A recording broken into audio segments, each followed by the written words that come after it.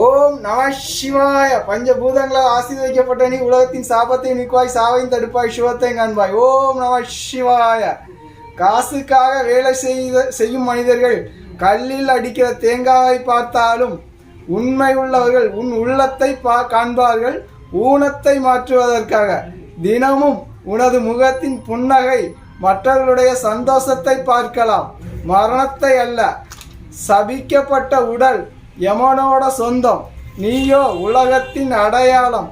அன்பு இருக்கும் இடம் சிவமாகும், ஆணவம் இருக்கும் இடம் அஸ்தியாகும் என்று சாகா வரம் பெற்று உணர்த்தினாய்.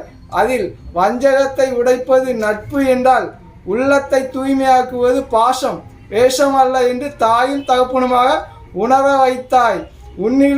உன்னிலிருந்து மன்னிப்பை பார்க்கலாம். சிந்திக்க தெரியாத மிருகத்தை அல்ல என்று தாயும் தகப்பனுமாக உணர்த்தினாய். என்றும் உன்னில் பாதி நான், எனில் பாதி நீ. சிரஞ்சீவியாக வீண்மீன். ஓம் நம சிவாய.